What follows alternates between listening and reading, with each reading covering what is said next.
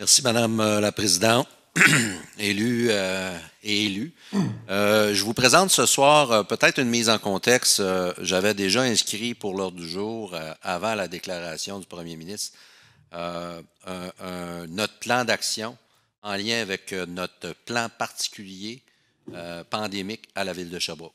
Donc, j'ai dû le retravailler, évidemment, pour le mettre à jour par rapport aux événements qui se précipitent. Il faut d'abord et avant tout comprendre comment ça fonctionne, la coordination d'un plan comme celui-là.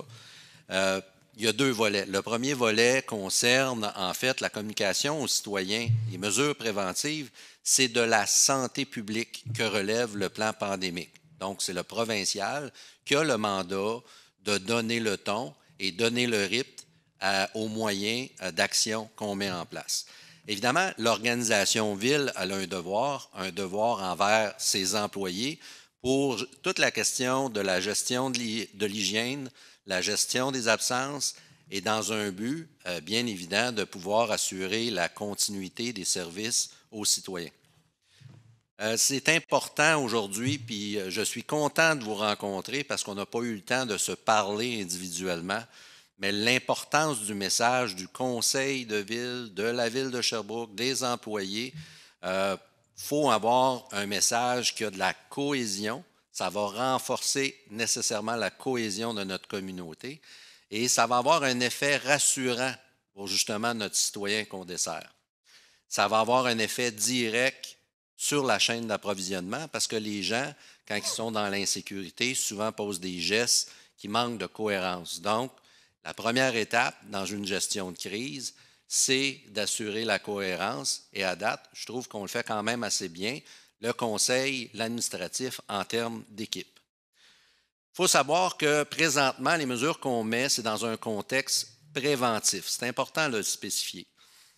Ce que la stratégie cherche à faire, c'est pas de diminuer un nombre de personnes infectées, c'est de diminuer un nombre de personnes infectées en même temps. Ça a l'objectif d'éviter une rupture du système de santé. C'est la même chose pour la ville de Sherbrooke. Si on a 2000 employés, ben, on veut répartir dans le temps les absences dues à la grippe qu'on va connaître.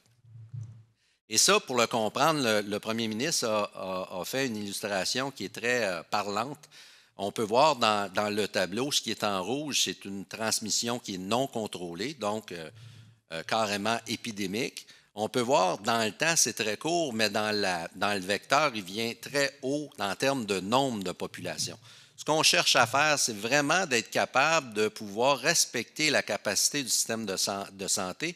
Ça va être plus long dans le temps, mais au moins, tous les services essentiels ne seront pas compromis. C'est un peu, j'ai mis une photo d'un filet de poisson.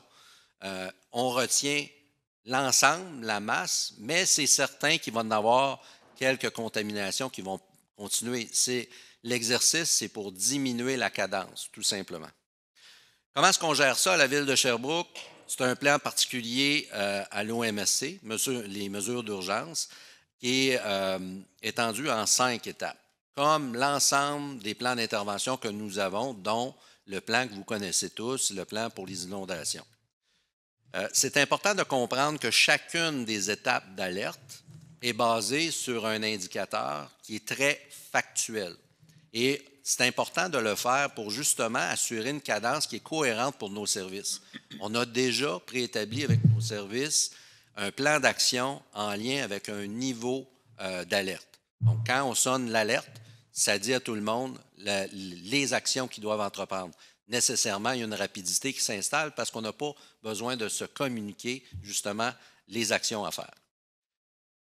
La première consigne, évidemment, quand il vient d'implanter un plan pandémique, c'est un plan de contingence. Hein? Qu'est-ce qui arrive quand il nous manque du personnel puis on fonctionne à service réduit? Bien, ça implique le service des ressources humaines, oui, qui doivent développer des politiques, entre autres la politique d'absence en période pandémique.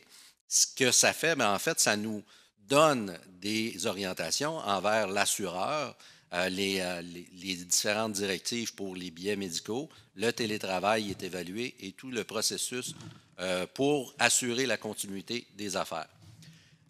L'ensemble des services doivent avoir une réflexion sur l'impact d'une absence jusqu'à 10, 20, 35 et 50 %. Il faut comprendre ici, on ne prévoit pas arriver là, mais c'est important de le prévoir. Donc, tout ça dans un contexte qu'on veut préserver les services prioritaires aux citoyens, soit les services essentiels. Et je tiens à dire, un service essentiel, ce n'est pas simplement la police et l'incendie, c'est l'eau, le sanitaire, il y a un paquet de services qu'une ville donne et les services essentiels, il y en a plusieurs. Je tiens aujourd'hui, encore une fois, à répéter c'est quoi la différence d'un commandement normal et d'un commandement d'urgence. Il faut comprendre, avec le conseil, on a l'habitude d'avoir des réflexions sur des orientations qu'on veut prendre. On valide avec l'administratif, puis on pose des actions. Ça, c'est la normalité. En commandement d'urgence, la réflexion est déjà établie dans un plan. Il y a des actions qui sont posées sans vous avertir, on valide après. Je tenais à vous le présenter, puis mettez-vous dans le contexte qu'on était avant de monter les niveaux de veille. C'est important de se remettre justement dans le contexte qu'on peut être on est en droit de poser certaines actions, mais on a toujours l'obligation de rendre des comptes, bien sûr. Tout ça dans l'objectif de protéger la population, vous l'aurez compris.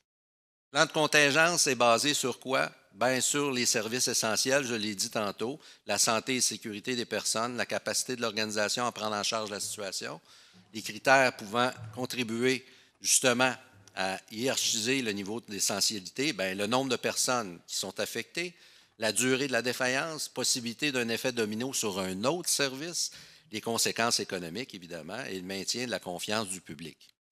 Les échelles proposées, évidemment, tous les services ont évalué chacun des services qu'ils offrent à la population et les mettre en ordre prioritaire pour justement qu'une présélection soit faite s'il y a une évolution rapide de la situation. Les conditions de réussite, c'est important que le porteur de dossier soit bien identifié, c'est important que le commandement soit clair et c'est important que l'exécution bien coordonnée au niveau des équipes terrain. C'est pour ça que ça nous prend un plan qui est précis, mais je le répète, malgré tout ce qu'on fait puis le niveau de préparation, il va toujours y avoir des écarts à gérer. Ce qu'on cherche à faire, c'est de diminuer ces écarts-là pour avoir une meilleure efficacité.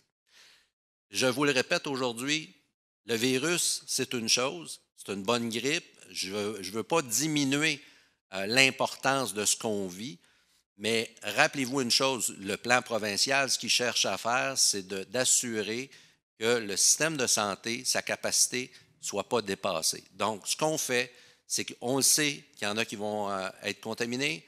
Ce qu'on ne veut pas, c'est que tout le monde le soit en même temps pour avoir un bris de service. Le défi, ça va être, dans le fond, pas nécessairement le virus, mais l'effet sur notre communauté et l'effet sur la chaîne logistique. C'est important de bien informer notre citoyen pour que tout le monde en ait le même message.